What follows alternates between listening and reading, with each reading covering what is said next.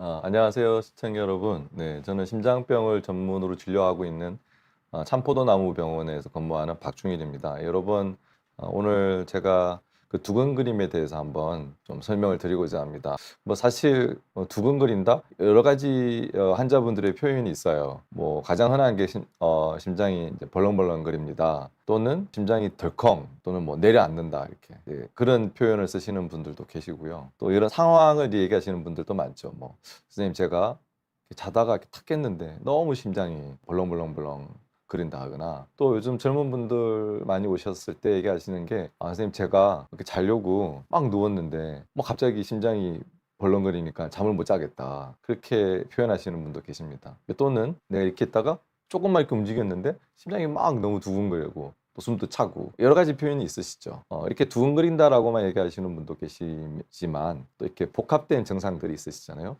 두근거리는데 그때 현기증이 생긴다, 이렇게 눈앞이 아련해진다, 시야가 꺼진다, 마치 커튼이 내려지는 것 같다, 그렇게 얘기하시는 분도 있고요. 갑자기 가슴이 같이 아파요, 이렇게 얘기하시는 분도 계십니다. 그래서 굉장히 다양한 표현을 갖고 있는 것이 두근거림이다. 그럼 이거를 어떨 때는 이게 심장병일 건지 아니면 이거는 그냥 두고 봐도 된다, 될 건지, 이게 굉장히 일반 분들은 잘 모르시거든요. 그래서 그런 것들을 조금 미리 설명을 드리면 여러분들이 판단하시기에도 좀 도움이 될 거고, 내가 어디로 가야 될지, 무슨 검사를 받으셔야 되는 건지 도움이 되실 것 같아서 한번 제가 설명을 드려보도록 하겠습니다. 사실 두근거리는 거에는 굉장히 많은 이유가 있습니다.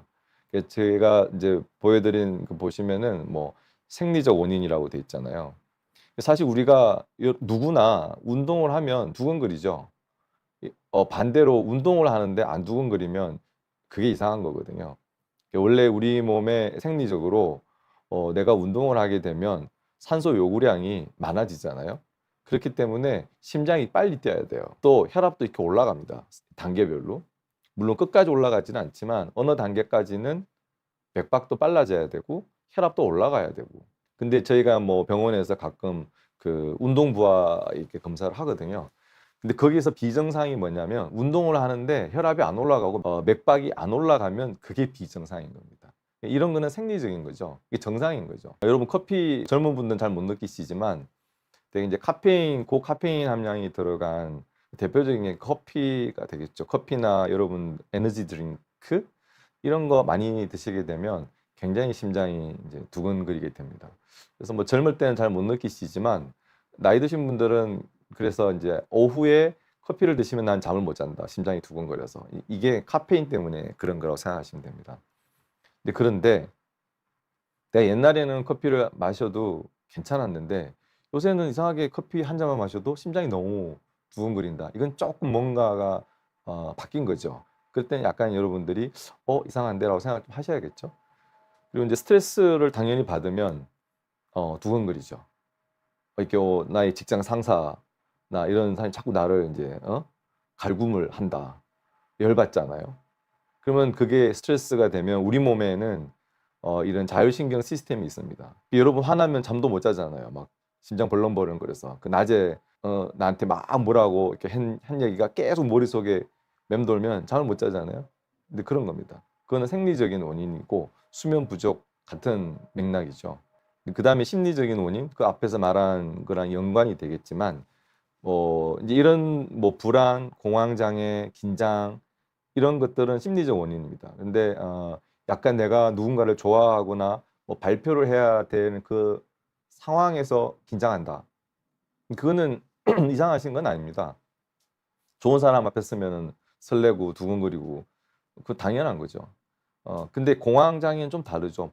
근데 그런 상황이 아닌데 갑자기 그런 어떤 공황 발작 같은 게 오면은 많이 두근거리는데, 요즘 지난번 방송에도 제가 설명드렸지만 음 많은 요즘 젊은 분들이 본인이 안 그러다가 갑자기 두근거리니까 본인이 이제 공황 장애다라고 해서 정신과를 많이 가시게 되는데, 의외로 심장에 문제가 있어서 그럴 수 있다라는 거를 이번 시간에 좀 아셔야 된다고 말씀드리고 싶고요. 여러분 가끔 왜 감기약 드시면 막 두근거려요. 그 감기약 성분의 부작용으로 인해서 그 두근거림이 발생할 수가 있습니다. 예를 들면 혈압약을 너무 지나치게 내가 적정 용량보다 높게 먹거나 내가 아침에 먹은 줄 모르고 또 먹거나 그래서 혈압이 떨어지게 되면 우리의 심장이 나서는 거죠. 이 머리에 산소 포화도가 떨어지면 안 되잖아요. 아까 얘기한 것처럼. 그 혈압이 떨어지면 맥박이 빨라지게 됩니다. 그러니까 5 곱하기 2가 10인데 5가 2가 되면 2가 5가 돼야 되죠. 똑같이 내가 필요로 한 산소 요구량을 맞춰주기 위해서 우리 몸의 심장은 거기에 반응을 하게 되어 있습니다. 그러니까 혈압이 너무 떨어지면 맥박이 빨라진다. 또는 혈압 약의 그 종류에 따라서 약간 그 부작용으로 두근거림을 유발하는 약도 있습니다. 천식약은 혈압약하고 반대 기전이거든요. 기관지를 확장시켜 줘야 되기 때문에 그 약의 부작용으로 빈맥이 발생할 수가 있죠. 그래서 그런 건 약에 의한 거고. 또는 여러분 술 많이 드시면 그다음 날 우리 몸이 약간 탈수 상태가 되거든요. 그때 내 몸에 탈수가 되면 물이 모자라면 역시 내 심장이 보상 기전에 의해서 맥을 빨리 뛰게 합니다. 그래서 내가 필요로 한 산소 요구량을 맞춘다. 뭐 이런 거죠. 그래서 그런 기타 요인들이 있습니다. 저한테 오시는 분들 중에 그럼 이런 거를 다 이렇게 배제하고 메디컬 이슈가 뭐냐? 그게 첫 번째 당연히 부정맥이겠죠. 부정맥. 그다음에 가끔 제가 보는 환자분들은 이 갑상선, 요번 갑상선은 여기 여러분들 여기 아담스 애플 고기 바로 밑에 요렇게 목 쪽에 네, 여기 나비 넥타이 모양으로 된 기관이 있습니다. 그게 이제 사이로이드, 갑상선이거든요. 우리 이제 갑상선은 우리 몸의 일종의 그 기차로 치면 이 에너지 공장 같은 거거든요. 석탄을 계속 떼줘서 기차가 움직이게 하는 그게 에너지원, 원자력 발전소 같은 겁니다. 근데 원래 정상적으로는 이 갑상선이 적당하게 나와요. 그래서 여러분이 적당하게 할 수 있게. 근데 얘가 뭐 감기나 어떤 바이러스나 자가 면역이나 코로나나 이런 것 때문에 갑상선 염이 생기잖아요. 또는 뭐 그런 이유로 인해서 그래서 갑상선 기능이 항진이 되면 얘가 에너지가 기관차 기관실 안에다가 막 석탄을 막 갖다 붓는 거랑 똑같거든요. 그러면 기관차가 폭주하잖아요. 그때 갑상선 기능 항진이 된다고 그래요. 그러면 막 이상하게 막 심장이 너무너무 벌렁 뛰어요. 벌렁벌렁 뛰고 막 체중도 빠지고 땀도 많이 나고 머리털도 막 빠지고 뭐 근데 밤을 새도 안 피곤해. 한 며칠 동안. 사람이 업되죠. 그래서 갑자기 얌전하던 사람이 막 업돼 갖고 막 움직이고 막 심장이 벌렁대고 이러면은 이거는 갑상선 기능 항진이거든요. 그러니까 그 원인의 하나로 이 결과의 하나로 심장이 막 뛰어 갖고 오시는 분들이 있어요. 이제 그런 분들은 심전도를 해 보면 부정맥이라기보다는 맥이 굉장히 빨라요. 굉장히 빠르게 뛰는데 검사해 보면 이 갑상선도 이렇게 좀 커져 부어 있고 수치가 막 올라가 있는 이제 그런 분들은 갑상선을 치료하면 얘가 싹 이렇게 좋아지죠, 증상이. 그런 분도 있고 말 그대로 부정맥인 분들도 있고요. 아까 얘기한 그 어떤 이유로 인해서 혈압이 떨어지거나 또는 아까 말씀드린 내 몸에 자율신경에 장애가 생기면 내 몸의 교감신경과 부교감신경의 언밸런스가 생기죠. 그러면은 그때 이게 우리가 이제 교감과 부교감이라는 건 이렇게 적당히 이렇게 밸런스를 맞추거든요. 근데 예를 들어 그 두 가지가 필요해요. 첫째는 교감과 부교감이 이렇게 중간중간이에요. 50 대 50. 그럼 얘가 올라가면 올라오고 내려가면 내려가고. 바로. 첫째 문제는 밸런스가 깨진 사람. 둘째는 밸런스가 정상이라 하더라도 천천히 움직이는 사람. 그죠? 그러면 그런 사람에게 누웠다가 탁 섰을 때 교감이 착 올라와 줘야 되잖아요. 근데 이렇게 천천히 올라와. 그러면은 혈관이 딱 잡아줘야 되는데 못 잡아주죠.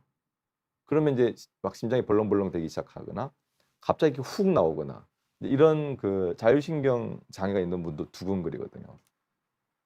그런 분도 있죠. 그다음에 제가 이제 여러 번 설명드린 것처럼 심장 근육에 문제가 있거나 심낭에 문제가 있거나 그런 분들도 많이 두근거리면서 오시는 거죠. 이제 이런 두근거림이라는 게 진짜 부정맥도 있지만 여러 가지 이유가 있습니다. 심리적 요인, 아까 말씀드린 습관적 요인, 수면 장애 내지는 뭐 대사 질환, 뭐 호르몬 질환 여러 가지가 있는데 여러분들이 만약에 옛날에 느끼지 못했던 그런 두근 그림이 있다 그러시면 검사를 해 보시는 게 좋겠죠.